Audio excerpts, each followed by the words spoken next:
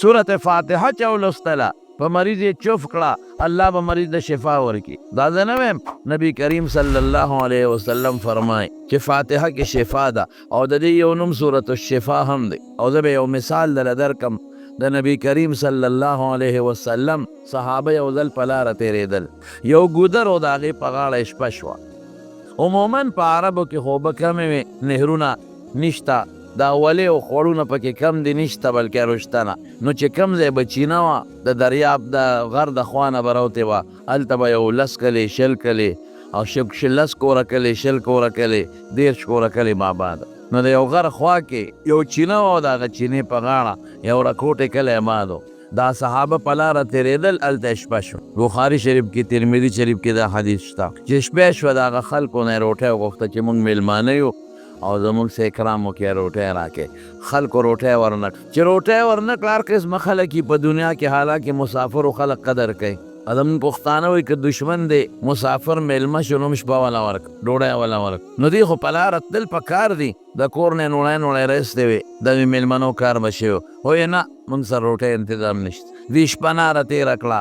خدای د صحابو مدد کړی دی. هره زمانه د کلي چې کم مشر و نو هغه مار وچي یا لړم دې منډې ترړې ووالې خو سړی نه ښه کېږي. او د مار او د لړم علاج اوس که سړی په ډاکټرۍ کې روتې وي ګینې د دې علاج اوس هم دم دی. پخوا چې به مار لړم څوک وچیچي له اوس هم څوک وچیچي، نو مخصوص دمګري وي هغې له لاړ شي، هغې پې لاس راکاږي او دم پې واچي، خدای پاک یې جوړ. نو د خلکو منډې ووالې خو سړی نه ټیکېده. نو بیا چا ویله که دا میلمانه راغلي دي دوی سره تپوس کوو چې دوی کې څوک دم والا شته او که نشته. نو د صحابو نه نالل وی هل فیکم من راق، وی تاسو کې څوک دمګرې شته؟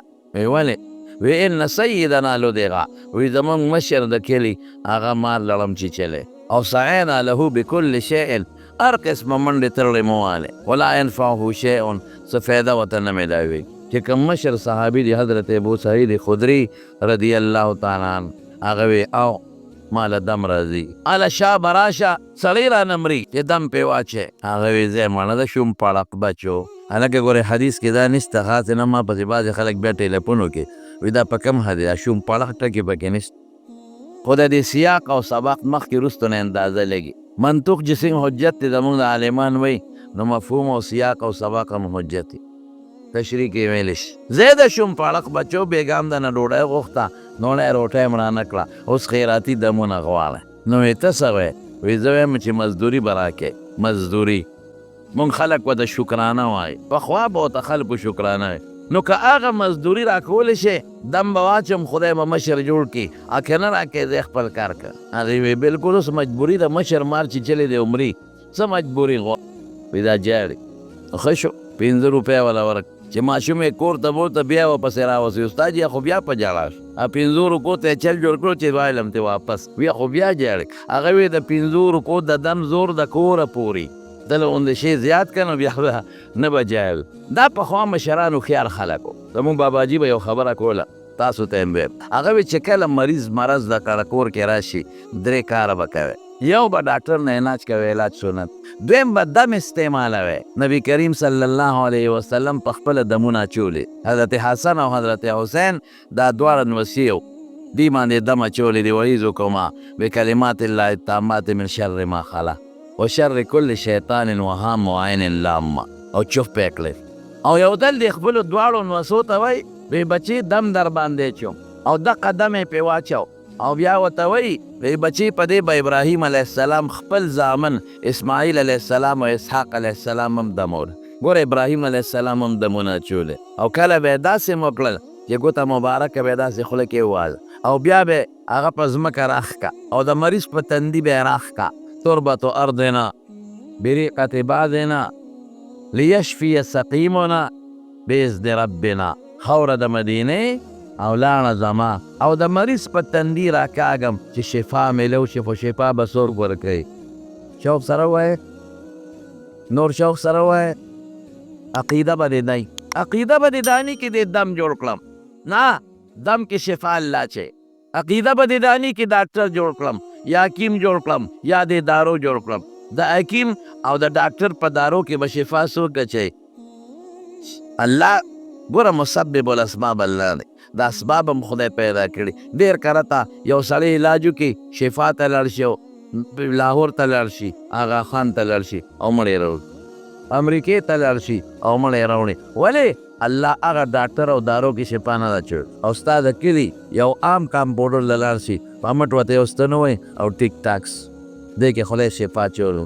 نو دم او تعویز به کې، دا دواړه ثابت دي. خو عقیده به دې دا نه کې تعویز جوړ کړم او دم جوړ کړم. عقیده به دې دی چې په دم او په تعویز کې شفا چا واچوله؟ الله واچي. نور حضور پاک په خپله دم اچولې. یو ځل جبریل علیه السلام راغی نبی علیه السلام ته، وی بیمارې؟ وی الله ارتیک دم در باندې نه اچو؟ وی واچوه. نو هغه پې دم واچو، بسم الله یرتیک من کل داء یؤذیک الله یشفیک. وی د خدای په نوم دې دمو، د هرې بیمارۍ نه دې دمو او شفا به څوک درکوي؟ الله به درکوي. نو دا دمونه دا ثابت دي زمارو، دا مستقل صحابو کړي دي، دا حضور پاک کړي دي، د ابراهیم علیه السلام کړي دي، دا جبریل علیه السلام دم اچولی دی. نو یو به علاج کې، بل به دم، دا ضروري شی دی. او دریم به څه کوې؟ دریم به هغه صدقه کوې مختصره شان. دا نه چې ته دیګونه پاخه کوې، یو غریب مسکین له څه شی ورکړه، چا باندې دم وکړه هغه له خیراتي څه شی ورکړه.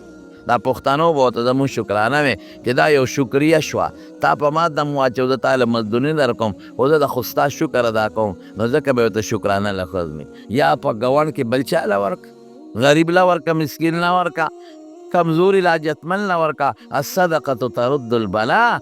رسول الله مبارک فرمایي صدقې سره مصیبت ختمې.